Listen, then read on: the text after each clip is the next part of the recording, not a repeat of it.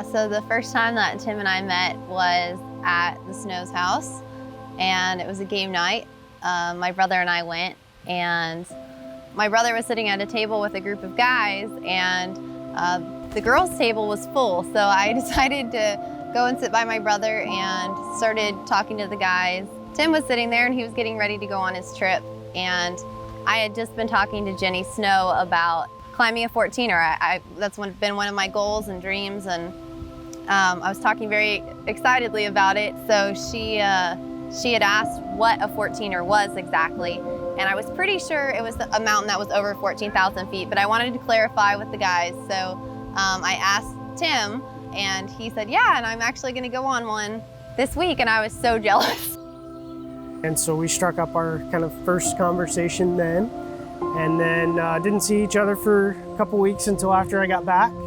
And then once I got back, we had another really lengthy conversation about hiking and gear and my trip and everything.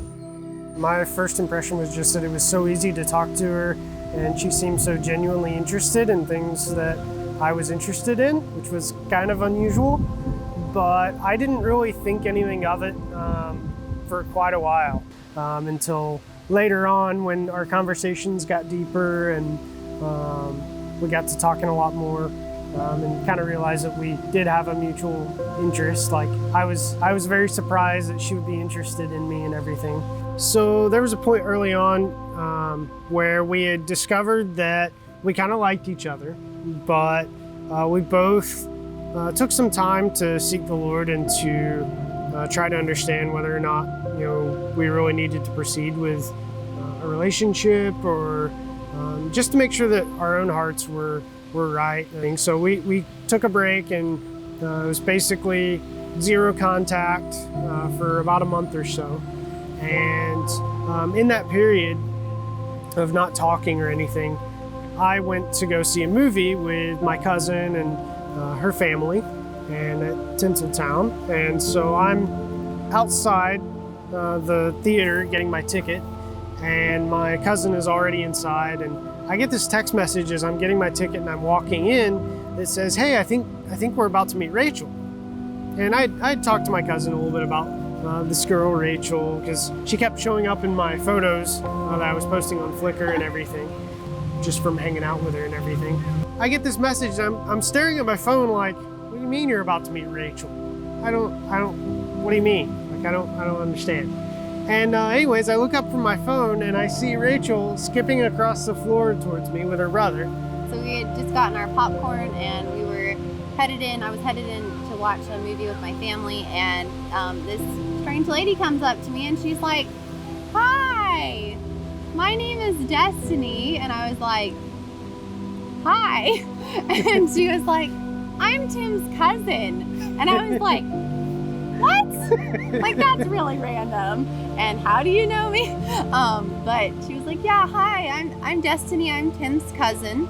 And Tim's about to be here any minute. And I was just like, I'm not believing this. This is very strange. And all of a sudden, Tim walks in the door, and I was really excited to see him, because obviously we liked each other a lot, but we hadn't seen each other in a while. And it was really cool. Yep. And so that's kind of the story of how, Destiny just couldn't let us pass each other by. I, on January 1st, called her dad and wanted to talk to him about Rachel and whether or not it would be acceptable for me to pursue her. And I did this without her knowing. They were leaving the house to go rock climbing. And so I got to her house and went and talked to her dad, and then showed up late to rock climbing. And so it ended up working out well. She did not know that I was coming to do that. So after Tim and I started seriously dating, we actually took about 4 months to go through our convictions and our questions, and just make sure that we were headed in the same direction in life. And it was definitely a long process and a thorough process on both of our parts.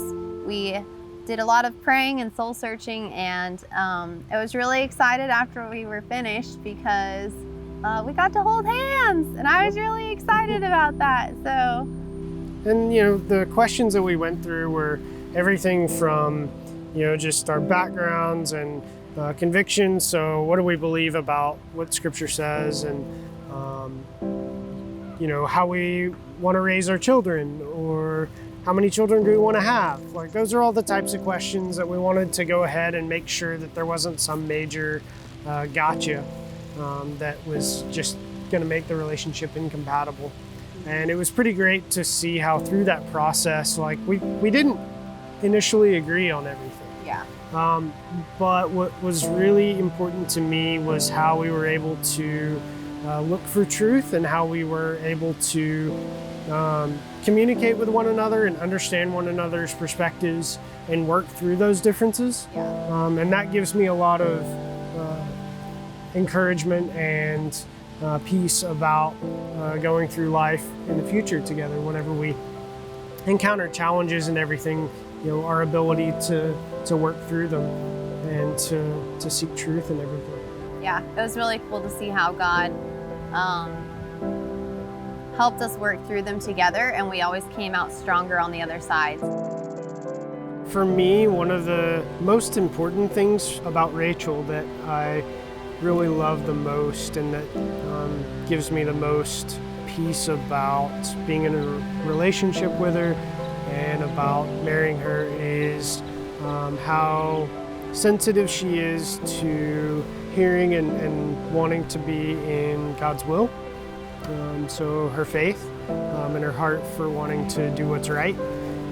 I think that's a really incredible part of who she is, and it's a really important part of our relationship. And then second to that, I would say just how adventurous she is. She definitely has an ability to kind of break me out of my shell a little bit and encourage me to go on more adventures than I ordinarily would, just because normally it's really easy for me to be an introvert and not see or talk to anybody and just hole up in the house and not do a whole lot, or at least not be social. It's very easy for me to spend my time working on something, so I like that she makes me take a break and enjoy life a little and break up the monotony of just working. So I think one of the main things that I love about Tim is that he has a passion for God and for his relationship with the Lord, but also I love how good of a leader he is spiritually. He definitely takes his time to seek wise counsel, and he doesn't make last-minute decisions on things that are really important. And I just really appreciate that through our relationship, he has really sought wise counsel, he sought the Lord, and taken it very seriously. And I know that I've seen him in lots of situations, and I know that will continue to be a pattern in his life. And so I really appreciate having a leader that I can follow and that I can trust will make wise decisions and